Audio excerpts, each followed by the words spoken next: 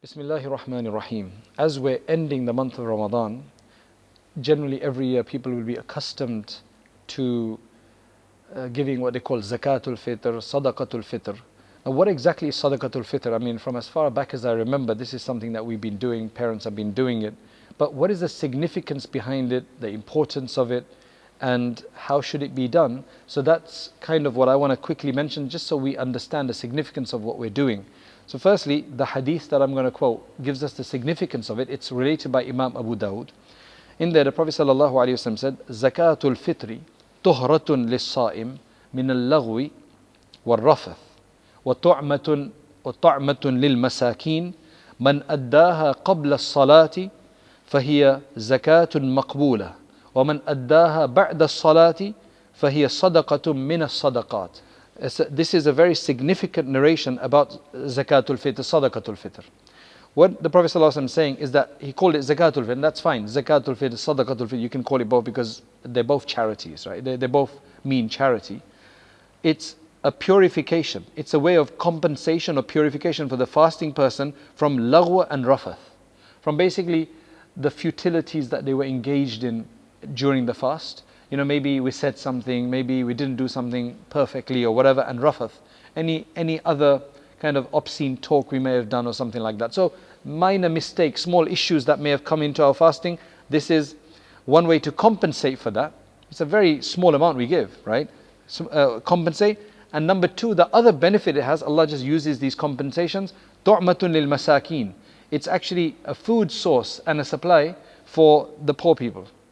The Prophet ﷺ then said, when to give it, whoever gives it before the salat, then it is an accepted zakat, an accepted sadaqah, an accepted charity for this purpose, meaning for the compensation and so on.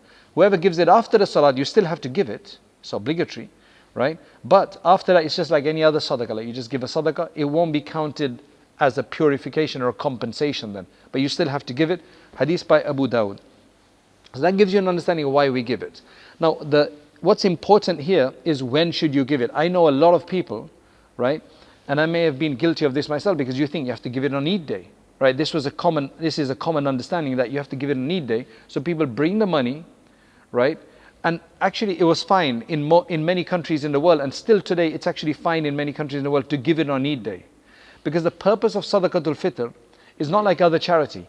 This is actually for charity that poor people are sufficed on the day of Eid.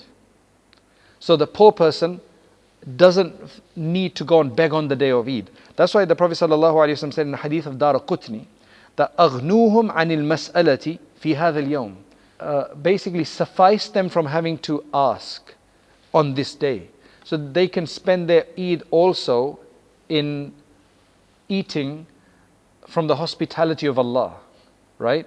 So that they don't have to go and beg on this day as well. That's why the last time I was in Zambia, I noticed this, that when we used to go to the Eidgah, there were a huge number of poor people standing on both sides of the street. So in many countries, even till today, probably in the Haram, in Makkah, Mukarram, Medina, when I was well, the poor people will stand around because they know this is the day when people are going to give Sadaqat al-Fitr. In England though, we don't have this. When you go to the masjid, generally, on the way to Eid, you don't see any poor people. So then you go and give it in the mosque, the charity box in the masjid. I'm assuming that many masajid will find it very difficult to go and spend it, give it over to poor people on the same day. Some people who are, mashallah, very proactive, some relief organizations, right? Like Ummah Welfare Trust, I remember, they used to send an advance amount to the various different places. You know how much they estimated that would come in, so that even though people gave on Eid, they could actually offset that with what they already had there and disseminate it on the day of Eid. So that's why my encouragement this year is that we're already, several days in advance, give it as early as possible. Of course, it can also be even given before Ramadan, but because the idea is to let the poor person benefit from it on the day of Eid, that's why it's best to give it a day or two in advance.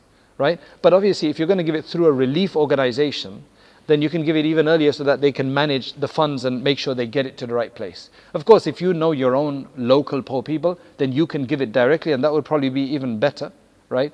For you to do that directly. How much is Sadaqat al-Fitr? In the hadith, etc., it just mentions it's a sa'. A sa' was a container in the time of the Prophet ﷺ. You can actually buy them these days, a sa' container. So it was a sa' of wheat or barley or dates or some other food product. So essentially that is how much you would give them. So really what's mentioned in the books is to actually give grain or dates or something like that, food. Nowadays again in England that's difficult, because if you went and gave somebody a cup of wheat, a bag of wheat, a kilo or whatever, they're going to be a bit surprised, right? Eventually they might have too much wheat stored or barley or whatever. So that's why what we generally do is that we find the price of a sa' of dates. Generally people go according to wheat, right? So the cheapest of that is generally the wheat, as far as I understand. That's why you generally have the Sadaqat al-Fitr ranging from about 3 to 4 pounds. Sometimes goes down to about 2 pounds. In America it's about $5 to $10 depending, right? So the idea is that they can go and use that. Again, if you go according to dates, it'll be more expensive. A sa' of dates are probably going to be more expensive than a sa' of wheat. So that's why when the masjid tells you that it's 3 pounds or 2 pounds, if you actually have wealth, you got money, mashallah, then you should actually give a higher number. Generally from the last time that we checked, according to the date price, it was more around the 8 to 10 pound mark. And the wheat, and that price was the 2 3 pound mark. So if you have more money, you have enough, then you should actually give the higher, because it can be done with all of those. And I think the reason for that is different people can give, because generally the idea was to give it in the product itself. So if I had dates, I would give dates. If I had wheat, I would have given wheat or barley, and so on. So for your Sadaqat al-Fitr this year, to determine the price, unless you want to work this out for yourself, right, and you want to give extra, that's fine. Your best bet is to ask one of your local institutions, your masjid or others, to find out what it is. Some people are saying it's 3 pounds, some people have calculated at 5 pounds, some at 10 pounds. Again, as I mentioned, that this is all based on what they've used to calculate. Always the higher amount is better as far as well. So to give the highest amount that you can give. Don't try to look for the cheapest one. So that's the idea of all of this. Try to give it as soon as possible. And who has to give it? Basically, in the Hanafi school, it's the father. He has to give it and all of his dependents. The wife has to give her own.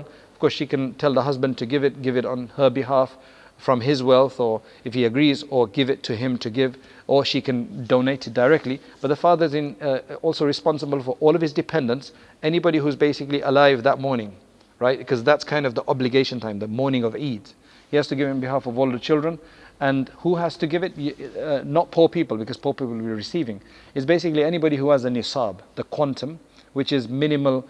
Like for example, today would be, if you have about 250 to 300 pounds, about $300-400 over and beyond your essential needs. If you have that much in assets, then Sadaqat al-Fitr is necessary on you, right? So try to give it a bit earlier, and now you can actually give it with an understanding and this idea that inshallah some poor people will be helped by that. And that is the way Allah subhanahu wa ta'ala is balancing out, that we assist the poor, right? We have this relationship with them, because the real way was to actually go and do it yourself. Just like the real way is to actually go on in Eid al-Adha to do qurbani itself yourself. But unfortunately nowadays we just give it to relief organizations, and they do it in a place where we never see it before. So we're losing the significance of it, because we never see it. We think it's just all payment. Oh, it's another payment, it's another payment, it's another bill I have to pay, right? It's not another bill you have to pay. There's a significance of that, right? And that's why when we give it on the day of Eid, the Eid day is then called Yawm al-Ja'iza. It's the day when you get an award for the whole of Ramadan's, the worship of Ramadan. So inshallah, if we've given this expiation, right, it helps the poor people, it helps us to purify us as well, and then we get our reward from Allah subhanahu wa ta'ala. May Allah subhanahu wa ta'ala accept it from all of us. Wa akhiru da'wana alhamdulillahi rabbil alameen.